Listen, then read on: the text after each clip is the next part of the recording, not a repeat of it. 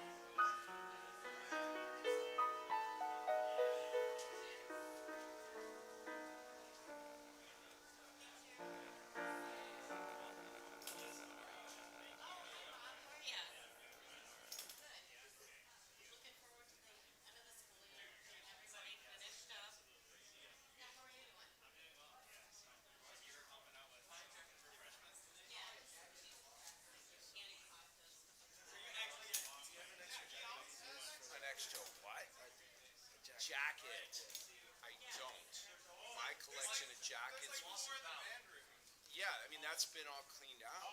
I was, I mean, I'm prepared. I mean, you come without a jacket.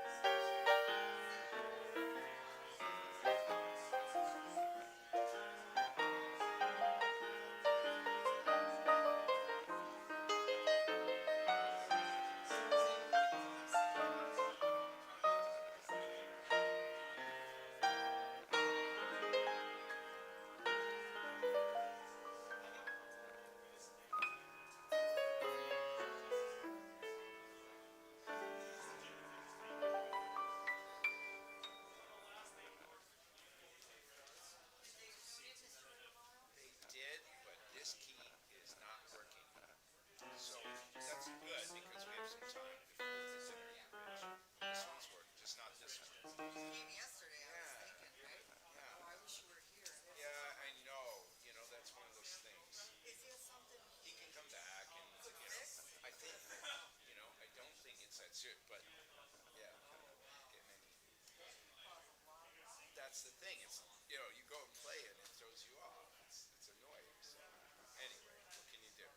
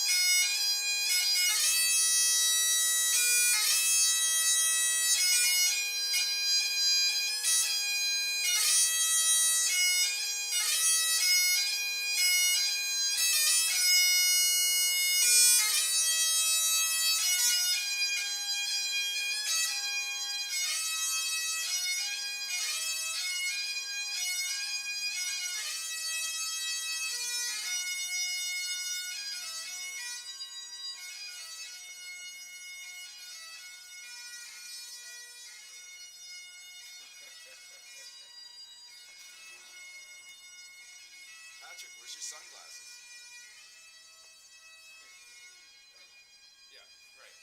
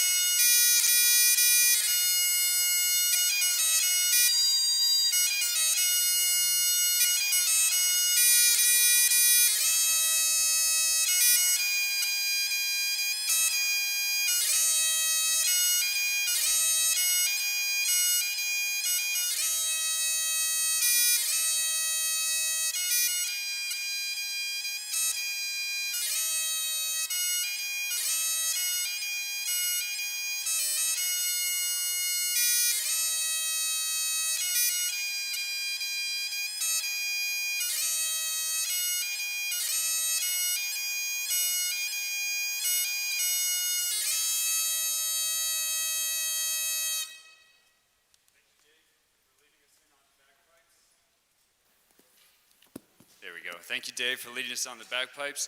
And we're going to commence this celebration by singing of our fondness for the school. Lyrics are in the back of your program, and you're invited to join us. Please rise for the Northridge alma mater, sung by the Northridge Choir.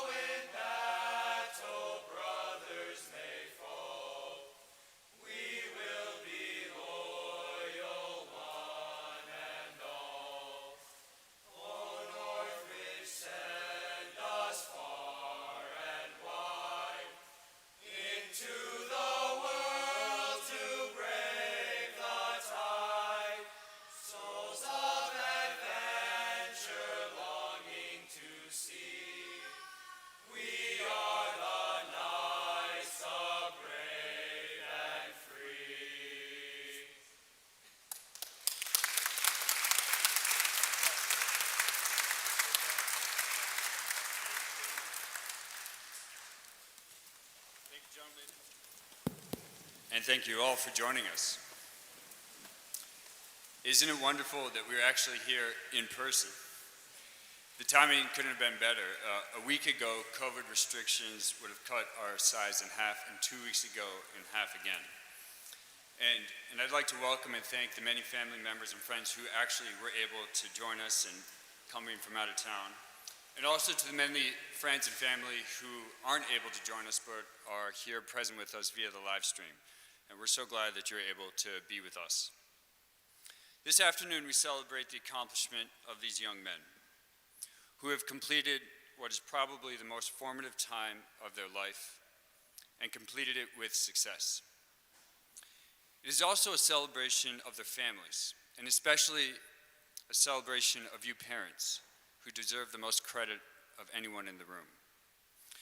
It is also a moment for all of us who give our careers to Northridge to celebrate the fulfillment of our mission of building noble young men.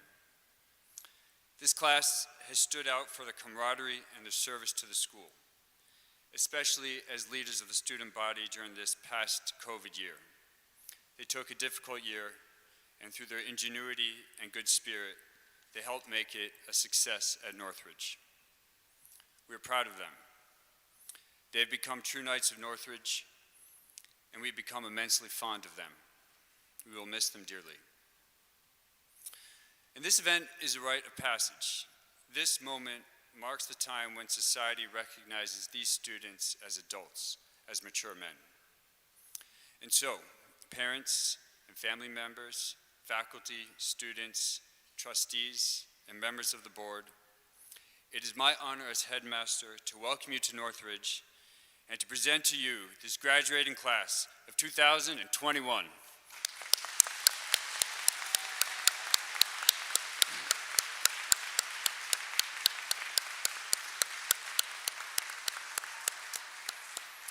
Now briefly, let me run through our schedule of events this afternoon. First, we will hear from our graduation speaker, who is a father in the class. And then we will present the diplomas. And then following the diplomas, we will hear addresses from our salutatorian and valedictorian. And now let me introduce our graduation speaker. We have a tradition that a father of one of the graduating seniors addresses us at graduation. A father has helped not only raise his son, but the friends of his son. He knows his class, and he can address it in a personal way. Joseph Flood is the managing partner at Medium Group Services and Waste Manage LLC. He's a fourth-generation lifer in the waste and recycling industry and the son of Emmett Flood, who founded Flood Brothers Disposal. Joe's career includes working for a family-owned disposal company and consulting for the largest retailer in the U.S., providing program management and direction to the largest drugstore chain in the U.S., developing programs that captured thousands of tons of waste from landfills for beneficial reuse, and owning 2 companies of his own. His current clients include some of the largest retailers, fast food, and pharmacy companies in our country. He is a leader in the industry with successful track records in business development, sourcing, logistics, and management.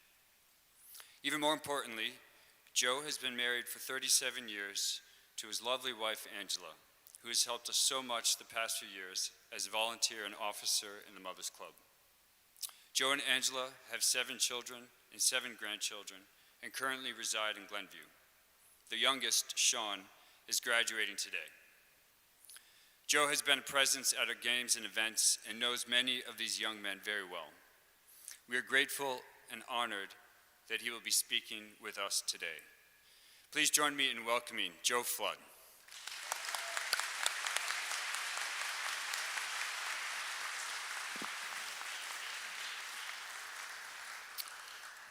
I will do my best today to get through this address without losing a potential battle with my melancholic temperament and nature. My father always said there's no sense in being Irish if you can't act Irish. With that, my sincerest thanks to Father Leo, Mr. Fagan, faculty, assembled guests and graduates, and most of all, my wife, Angela, to whom I owe everything. I'm somewhat of an odd choice to give a high school commencement address. I was a regular in Mr. Ludwig's office at my school. He was the dean of discipline. I finished 2 of my high school classes there, actually. Mrs. Corforth, his secretary, used to tell other students who had occasion to visit the office, no, don't sit there. That's Flood's chair. So fast forward 40 years or so, and I was sitting at my desk a couple weeks ago while on a call with a client near the end of the day, and Mr. Fagan's number flashed on my phone. I was immediately struck with terror. Sean was so close to getting out, never had a problem, and now 2 weeks before graduation, we were so close. But after finishing my call, listening to Mr. Fagan's voicemail and calling him back, my peace was quickly restored. Sean's honor was never broken, and so here I am today as your speaker. I'm incredibly proud of where I went to school. Father Leo can tell you afterwards if you ask him. Christian can tell you about the night I belted out the high school fight song while driving north on Greenwood Avenue in Park Ridge, simply because he asked me to. And if you ask me afterwards, I'll tell you how someone I went to high school with played a vital role in all of us being here today for such a joyful occasion to share in this incredible moment. So fast forward to this Friday when our daughter was married, and it is where I got the basis for what I want to offer today to the graduates. Father Leo was the presider, and afterwards he asked our server at dinner where he went to school. He proudly stated a rival school of mine, and within moments I introduced him to one of my best friends who attended the same school. And as if on cue, they immediately broke into singing their fight song at the dinner table. But as I walked away, it struck me as how much more than a fight song has been provided to you here. Which led me to offering you all today one last assignment before you leave here. It's not homework per se, but it will be your life's work. It's something that can and will keep friendships that you made here strong, meaningful, and most of all, holy, if you decide to accept it. So what I offer you now is a project on which the success of your life will be measured. A project where many mistakes will be made. A project where failure is not an option. And we will call this the Fatherhood Project. Along with the joy of your high school graduation today, we are also celebrating 2 other events. The momentous feast of Pentecost in the year of St. Joseph. Pentecost on the day that the Holy Spirit, who is the divine love of the Father and the Son, appeared to our Blessed Mother and the 12 apostles. He will also be your guide to the 37 of you as you go forward, and we will find inspiration and wisdom through the Holy Spirit and St. Joseph as we get to work. We are sending you out today into a world where science is offered as the answer, but the same people deny basic biology. We are sending you into a world where women's rights are celebrated by the same people that denigrate them and reduce women to purely physical creatures. We are sending you out in a world that denies the existence of God, but blames him for the evils that are a direct result of that denial. But you go forth from not just any place. You go forth from Northridge with answers to these issues, and you will find them helpful in your project. Shakespeare said, to be or not to be. So let us make a list of things we need to be as we leave and take forth this work. Be men of honor. Honorable men are people that treat others with great respect and great esteem. In order for your project to go well, you must do the same thing. And you should start by restoring women to the great honor, esteem, and dignity that God wants them to have. And put them at the front and center in our society. You will do this by treating them with respect and not objectifying or reducing them to purely physical creatures, by encouraging them to use their intellect and their other gifts to help you to change society as your partner, a change that our society so needs right now, by treating them as equals and partners in your work. Women are a great gift from God to men, second only to the Blessed Sacrament. Pretty high praise. I think we all can agree. Most men have several callings in life. A professional calling where they put their talents at the service of society. but even more importantly, a personal calling or a vocation. For most of you, this vocation will be marriage. And I can tell you from experience, women are attracted to men who are honorable. Marriage is a wonderful treasure. God will entrust a family to your care. He entrusts a wife and children to your love and protection. And for that, finding the right girl and winning her is the most important task most of you will have ahead of you. I would propose this as your first goal, to find that woman to whom you can give your life. But not just that. You have to be worthy of her, or you won't win her affection. This has important implications. You need to be the kind of guy she'll want to marry. As you head off to college, this goal should be front and center. It should begin and end each one of your days. When you find it hard to work, when you face temptations, when you see others taking the soft and easy way out, keep this goal in front of you. It won't fail you. Be men of service, which brings us to St. Joseph. Joseph emptied himself in ways that you and I could only hope to aspire to. His sacrificial love is what we need to look at and learn from the most. It is through his daily witness and offering of himself that Joseph discovered his purpose and his ultimate joy. Joseph found happiness not in mere self-sacrifice, but in the gift of himself in everything to God. Fathers not born, they're made, the Pope reminded us. Men learn to be fathers through trial and often error. And I can speak from experience, much error. You're going to make mistakes, many of them. Embrace them. Learn from them. Thank God for them. It's another way of him letting you know that you need him. Just don't dwell on them.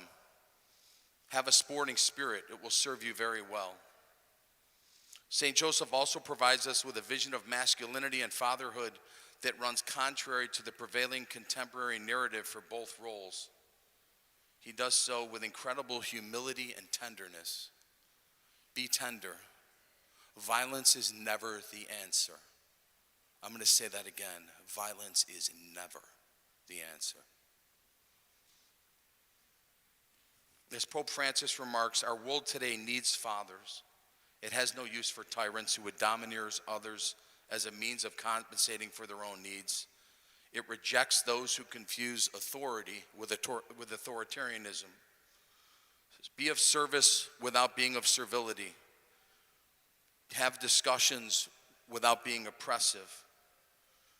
Don't confuse charity with welfare. And never think that power has anything to do with destruction. Be a man of faith.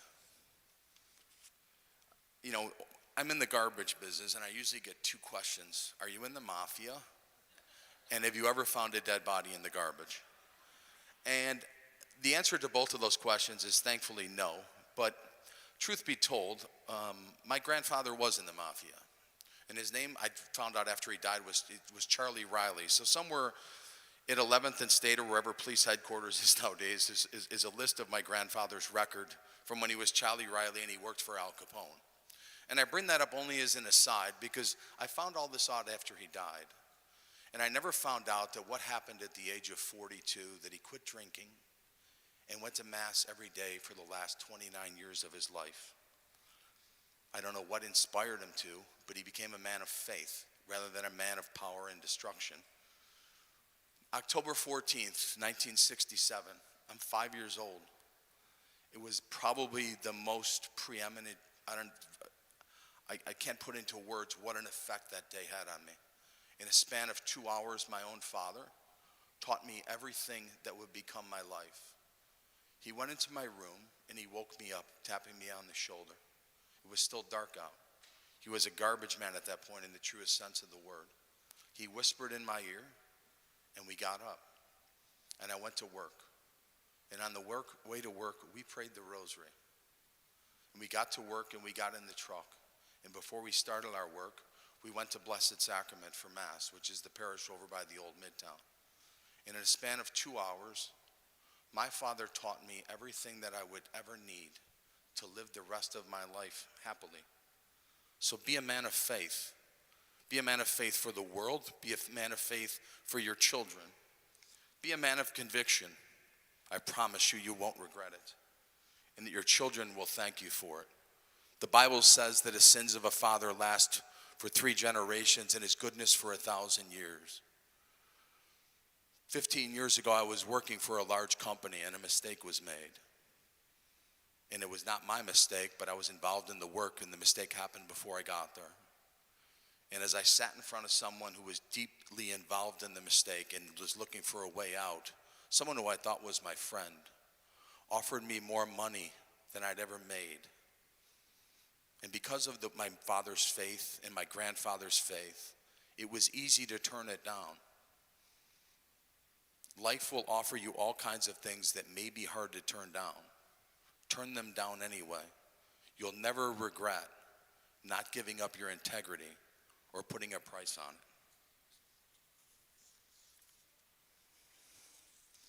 Be men of gratitude. Be thankful for everything you have and things you don't have as well. The successor of St. Jose Maria was Blessed Alvaro del Portillo, who considered those who treated him poorly and unfairly as his good friends. He referred to them as his benefactors. Believe it or not, people who treat you poorly are doing you a favor. That comes with time and wisdom.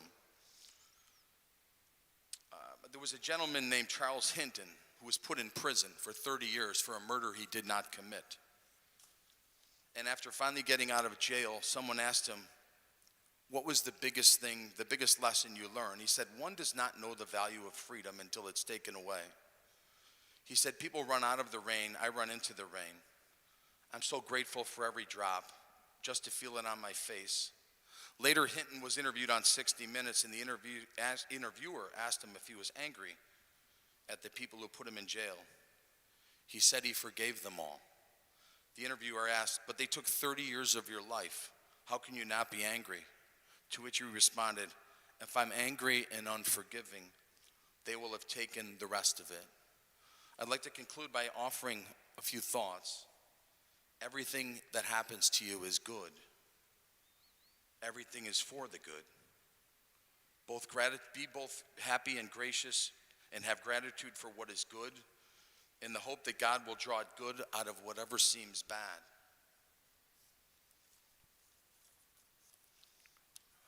If there's one message I could leave you with, if you pick up this project, I promise you, you will learn and it will make your life a lot easier. If you put in the effort, you will find the greatest joy on earth. And I can promise you, earth has nothing else. You will find out that you are truly God's son. That God loves you immensely. That he never leaves you. And that if you wander away, he'll always be there when you come back. And when you come back, or if you stay the entire time, all of us will be with you as well. Because you're here because the fathers and parents have already taken up this project, which has led to you being here and your success today. May I congratulate you. May God bless you. Thank you very much.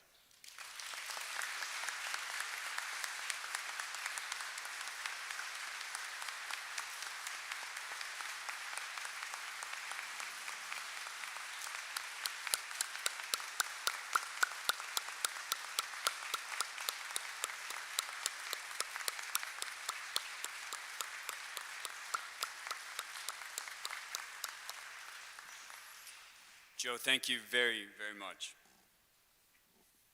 It is now the honor of Mr. Fletcher, our head of high school, and myself to present the diplomas to the class of 2021. These diplomas are a certification that the young man who receives it has completed a Northridge course of study, and they are also an honor, recognizing that this man is a Northridge Knight, a man of character. As we award them, I would like to say a few words about each young man. Allow me to say these words, and then please applaud him as he walks up to the stage. I'd like to tell a story about a first graduate. If you Google the name Peter Dennis Daly, you'll learn about how this man helped many survivors of the Titanic, including saving a woman prior himself to being swept overboard by the next crashing wave. He would say that his focus was always on doing the next right thing, even at the cost of his life. Dominic takes a great deal of meaning from this story, and he knows it well because Peter Dennis Daly was his great-great-grandfather. Dominic thinks of himself as a quiet man, and that's partly true, but his actions speak loudly. And what's impressed us is that he too is a man focused on doing the next right thing, whether it's with his excellent study habits, which have earned him the highest grade point average in his class, or with his example of leadership in the band, or with his restaurant job over multiple years. Dominic is responsible, dedicated, and in his quiet way, courageous, carrying himself in a manner that brings honor to our school and to our family. His great-great-grandfather must be looking down rather proud, because what Dominic displays in ordinary circumstances is what is crucial to excel in extraordinary ones. Please join me in congratulating Mr. Dominic Joseph Bolello.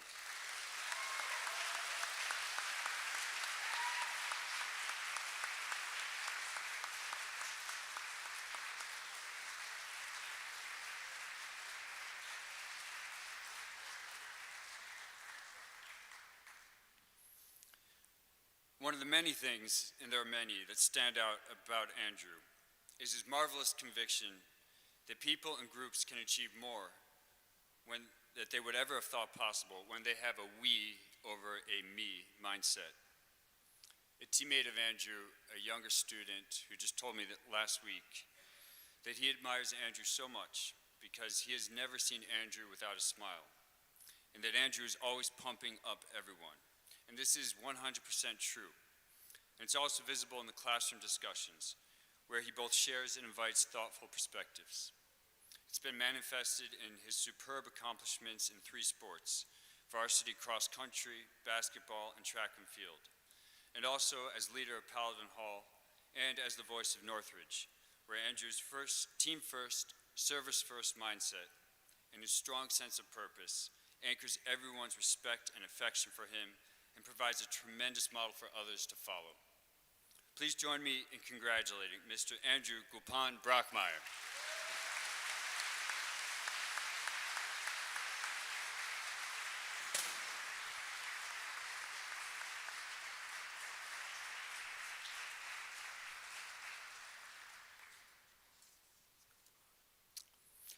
Last year, we began introducing philosophy into our curriculum, and it exposed our next graduate to Plato and the world of ideas.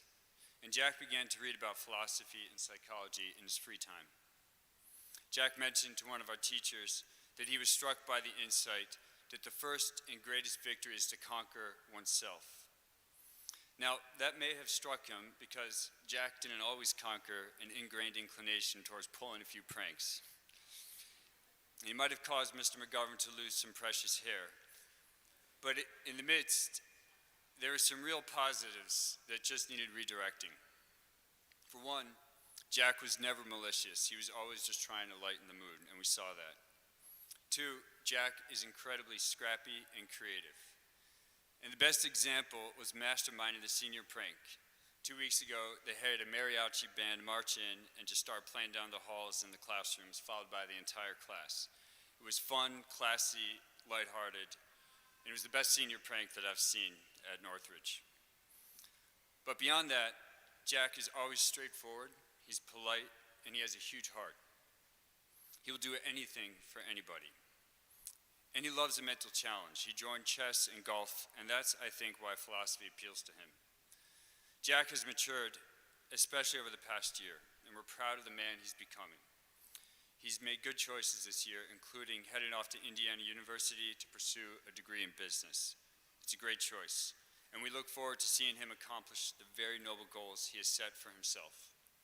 Please join me in congratulating Mr. John Christopher Carney.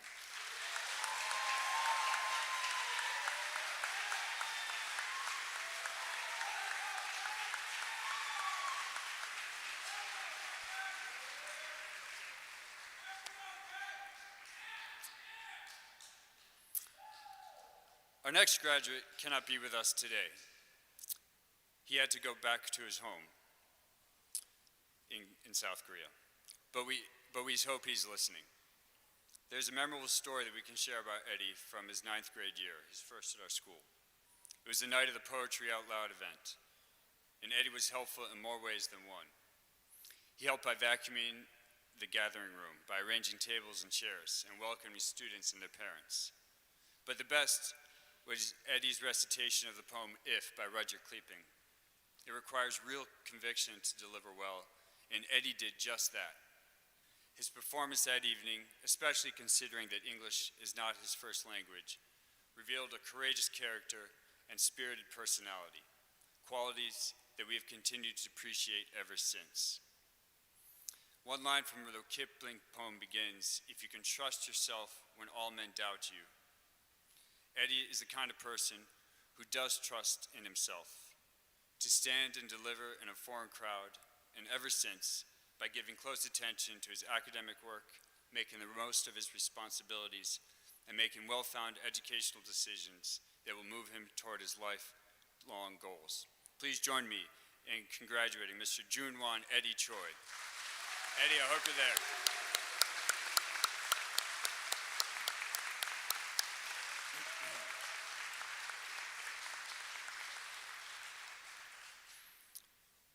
One of Sean's outstanding qualities is the sincerity with which he seeks out great mentoring. There's a genuineness with how he honors his teachers, his coaches, and mentors. He certainly honors them in the naturalness with which he can notice and thank them for their work and dedication. But he honors them even more by the way he models his own efforts after the high expectations that they communicate. It's clear that Sean has a growth mindset. In every aspect of his character, he wants to be the best person possible for others. This is true in the classroom, with favorite subjects like history and Spanish, and also on the basketball court and baseball fields. As an athlete, Sean is always digging deep and sacrificing for his teammates, and in the process has developed into a real leader, respected for his integrity. This has been demonstrated in service trips to Mexico, in visits to the homeless, in giving his time to the halls, and in helping others stay cheerful and positive during tough times with COVID, including when the basketball team season was unexpectedly cut short. Sean has come to exemplify the other-centered mindset and behavior that he values in his teachers, coaches, and mentors. Please join me in congratulating Mr. Sean Gregory Flood.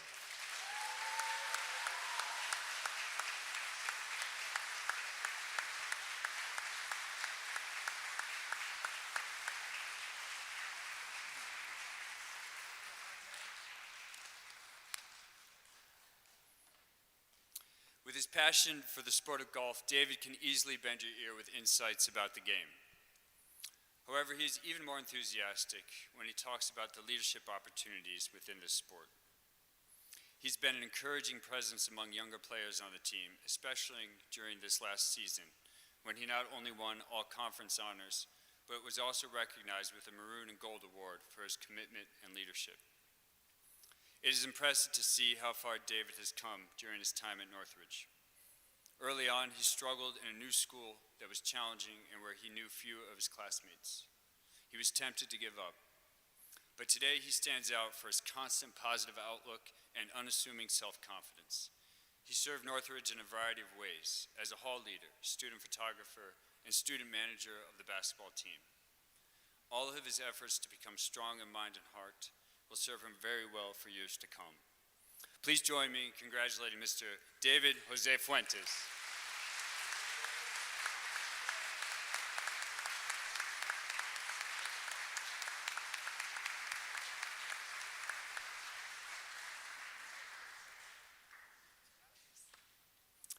Nico is someone who takes seriously the search for life's answers, to life's ultimate questions.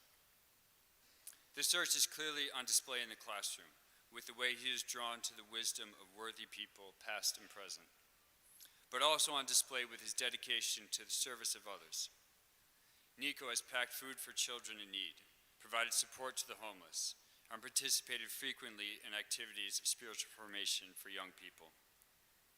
Nico cares deeply about other people, whether it's his younger siblings whom he loves tenderly, or his classmates, or those in need. Nico has a delightfully cheerful and generous disposition that makes him a pleasure to be with, and that combined with his pursuit of wisdom and service will do much good for the world.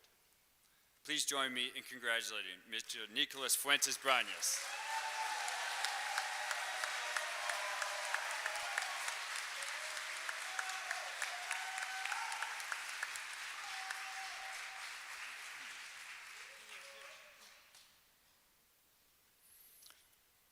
Alfonso is one of the youngest students in his grade, but is a great example that personal maturity is not necessarily tied to numerical age. This is manifested in many ways. He finishes well whatever he starts, and he always ensures he has a positive impact in the process. He's been one of our most dedicated tutors, serving younger students for many, many hours in our after-school program. It's also impressive how well-rounded his interests are: literature, history, religion, psychology. They all attract his deep study. And he routinely offers high-level reflection and analysis, whether it's in his classes or in sharing with others what he's been reading for pleasure. Alfonso has also made terrific contributions within all of his activities, playing tuba for the band, competing in the triple and long jump for our trap and field team, serving as logistics manager in our hall system, and the list could keep going. A mature man doesn't need to be asked to help. He just jumps right in as soon as he sees a need. This is the kind of man Alfonso has become, and we are grateful and proud. Please join me in congratulating Mr. Alfonso Norberto Garcia.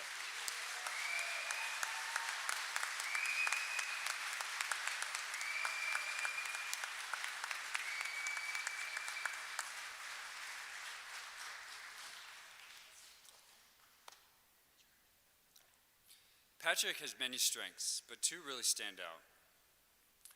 First, he has what the well-regarded Clifton Strength Finder calls adaptability. It's the ability to respond effectively to the demands of the moment, even when pulled in many directions.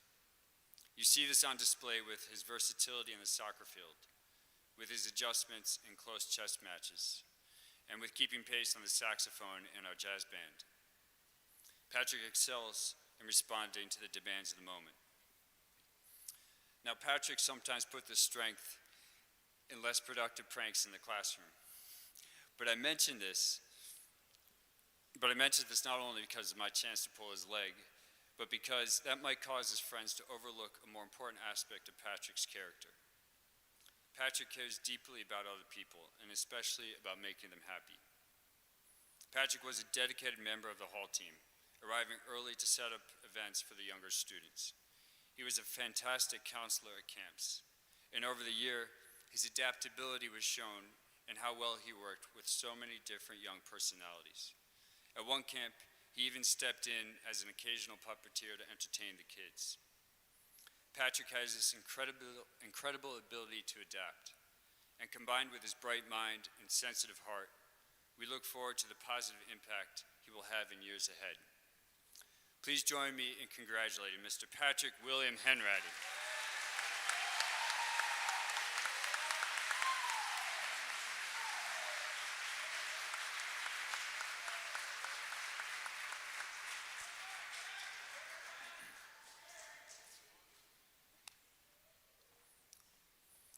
A well-known chess grandmaster once expressed the following: "I am convinced," he said, "that the way one plays chess always reflects the player's personality." Isai has been a dedicated member of our chess teams throughout high school. He knows that quote. And the way he lives and the way he plays chess are one and the same. He is thoughtful and perceptive. He's a man of commitments. We've seen these traits in the classroom, the soccer field, altar serving at his parish, and being a strong source of support for his family. In particular, he's been doggedly committed to caddying, completing countless loops around the golf course. And when he has downtime on the course, he makes himself useful, maintaining the carts, doing divot duty, and so on. He's also extremely grateful for the opportunities he's received from his teachers, coaches, and most recently, a full tuition and housing scholarship to his intended university through the Chick Evans Scholarship for Caddies. Please join me in congratulating Mr. Isai Hernandez.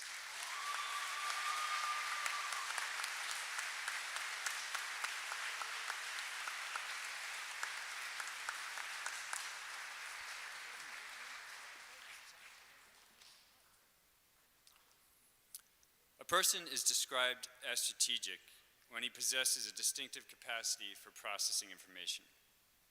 Someone with this strength can swiftly identify the patterns and problems that matter most and then plot the way towards effective decision making.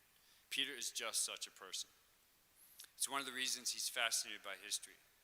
He's an avid reader outside of school, especially of books that detail unique military strategies.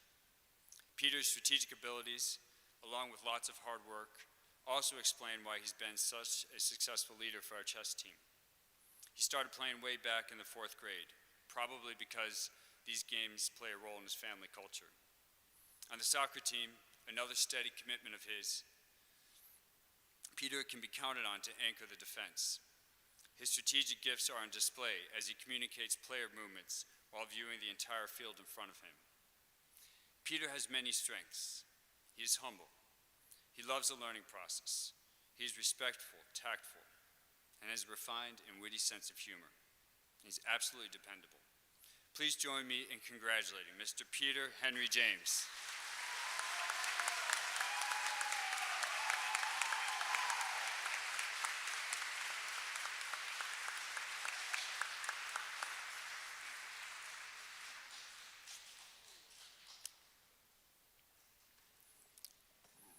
It's wonderful to hear from Danish about the stories that have captured his imagination over the years, whether in literature classes he is appreciated or elsewhere. He not only likes to absorb the best stories from the past and present, but also aspires to use his creative freedom to tell great stories in the future, stories grounded in hope and altruism that will lift the human spirit. Danish enjoys a good competition and has been a dedicated member of our school's debate and chess teams. But his most passionate commitment has been our drama club ever since 9th grade. He has loved how acting has given him a platform to contribute to the telling of an important story. A memorable role for him was the Stalag 17 character Reed, whose personality in some ways, he admits, is quite similar to his own, energetic and humorous. But that is just an act. Beneath that act, Danish is a bright and purposeful young man. He's a devoted big brother and very caring. We will be eager to follow where his passionate heart leads him in life and to follow the story he will tell with his own life. Please join me in congratulating Mr. Danish Salumin Kadri.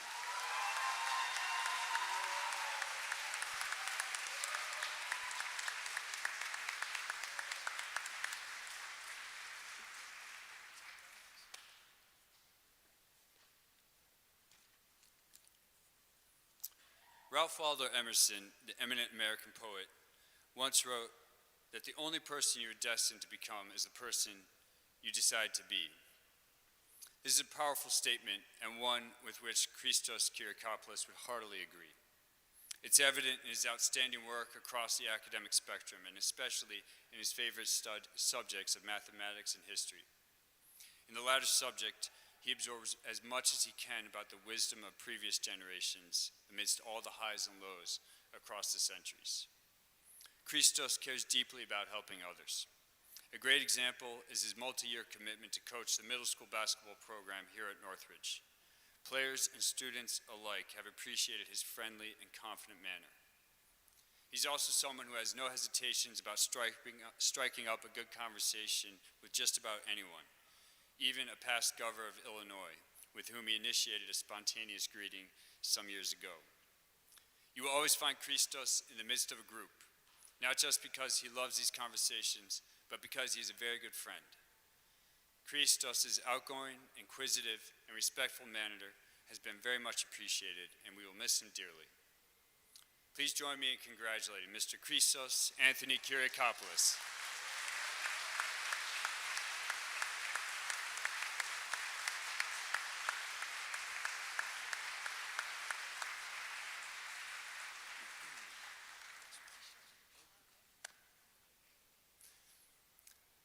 impresses us most about Emmanuel is that he has thought quite deeply about what it means to be a gentleman. This manifests itself in how he carries himself so naturally. It's also clear that he has developed a sound internal philosophy on gentlemanly conduct. He knows, for example, that being a gentleman means thinking most about what he can do for others.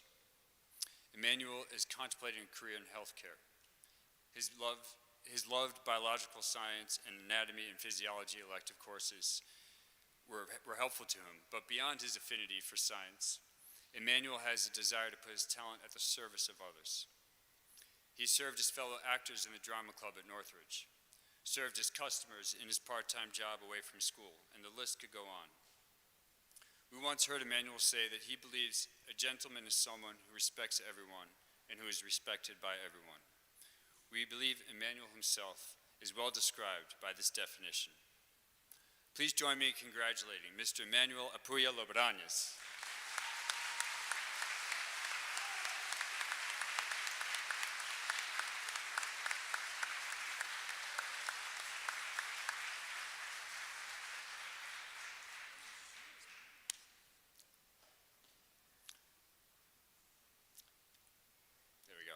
This year, we have missed the presence of our next graduate, whom COVID forced to remain home in Beijing all year. Leo, as he goes by, is very bright and hardworking, and with a very active mind. It's enjoyable to hear Leo describe his experiences on our math team.